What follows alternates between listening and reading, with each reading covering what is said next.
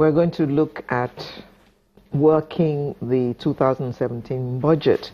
In his speech during the signing of the budget, the acting president said the final presentation and the signing of the budget has been considerably delayed.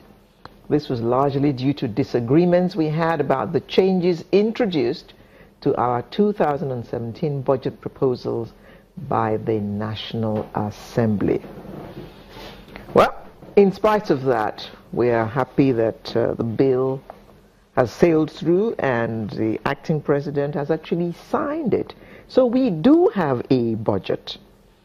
But for the sake of the years to come, certain issues need to be sorted out. Who is responsible for what? Is X allowed to do what X has done? Is Y allowed to do what Y has done?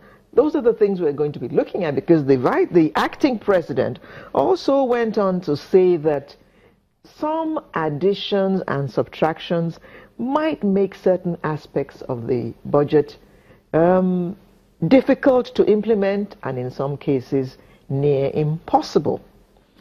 Now, to break all this down for us, it's my pleasure to welcome a lecturer at the Lagos Business School, Dr. Bongo Adi. Good morning. Good morning. We also expect a legal practitioner, Olashupo Ojo, to join us, as well as the chairman of the House Committee on Power, Mr. Dan Asoko. But we have Dr. Adi with us, so let's roll. Sir, this issue about the National Assembly making additions to the budget, I believe that the executive is privy to what the expected revenue is, and they have done the workings of that budget based on what they expect to come in. But the National Assembly goes ahead and makes additions and subtractions to the budget. The role of the legislature in a system such as ours is to provide checks and balances. So I think if they review and revise the budget, they are performing, I think, their constitutional duties. So, but I think what we need to worry about is the nature of the revision that they make on the budget. And also, let's look at their own capacity to carry out such tasks on the budget. Now, I understand there is a National Legislative Institute, and some of our legislators are actually versed in some of these issues. So, in other words, they can make competent contribution to the budget discourse. So I do not take that away from them. But I think in doing that, it is important for them. I wouldn't know what particular, of course, it's been in the news all this while, but it depends on what revisions they made to the budget. But I think in certain environments, that is the responsibility of the budget office who produced the budget. And whatever revisions they make on the budget would also have to be discussed with the original creators of the budget document. That is my own. What you're implying, that the legislators can't just make adjustments without discussing with the budget office? That is what I think, because the budget works with data. Sorry, should it be can't or shouldn't? Shouldn't. Budget works with a lot of data.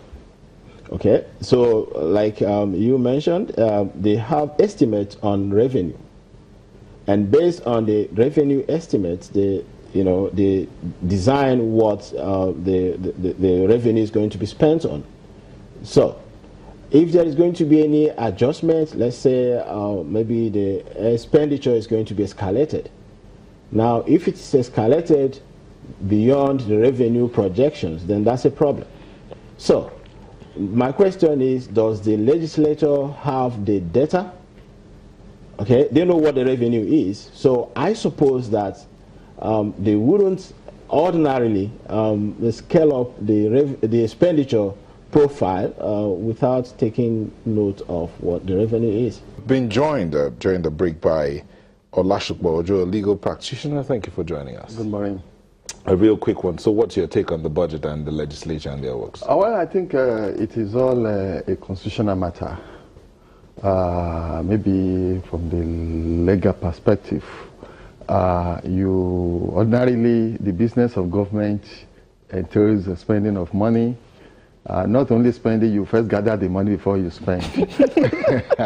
That would be good. Yes.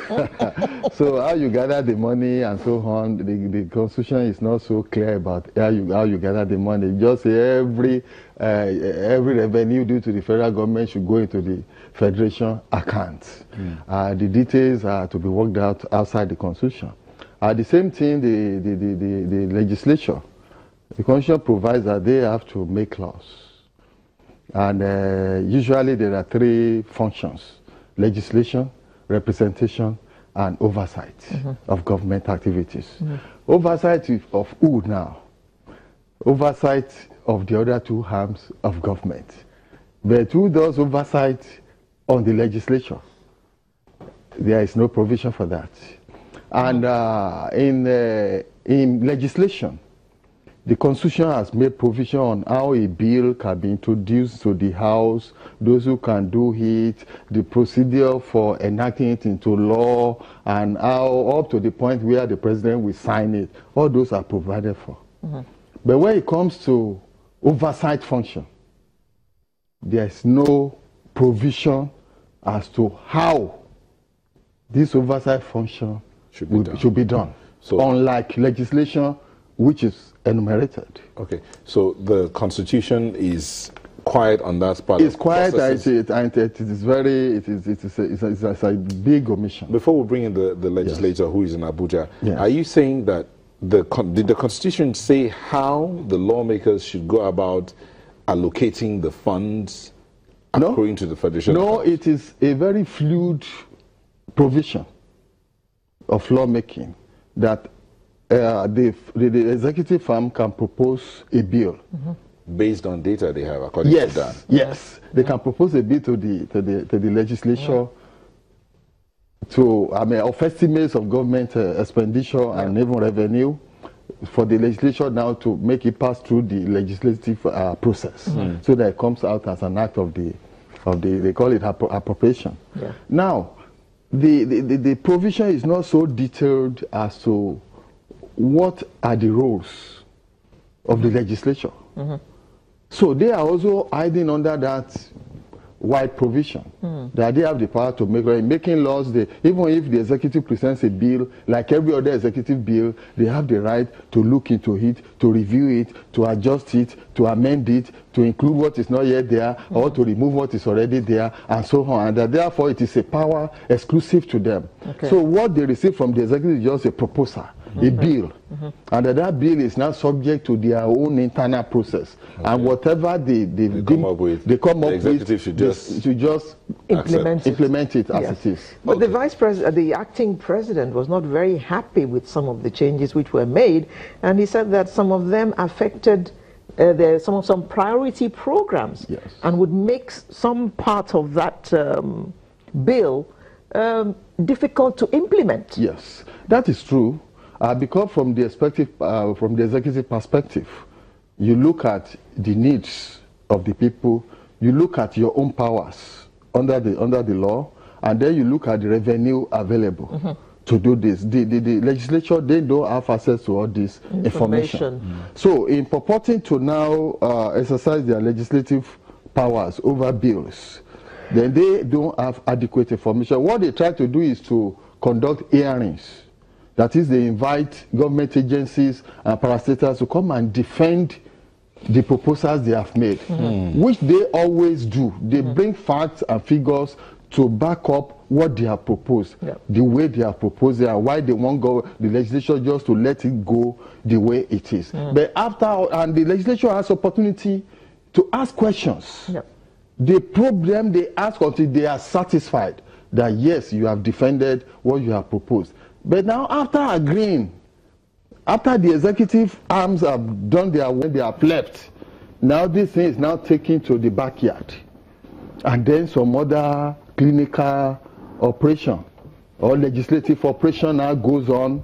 It has been described as padding or whatever. It goes on, then by the time the baby is born, instead of having 2 hands, you now have about 10. Having 1 head, it has about 3 heads. It becomes a dragon. It's no longer what was presented to them, and then I cannot blame the vice president. Okay. Yes.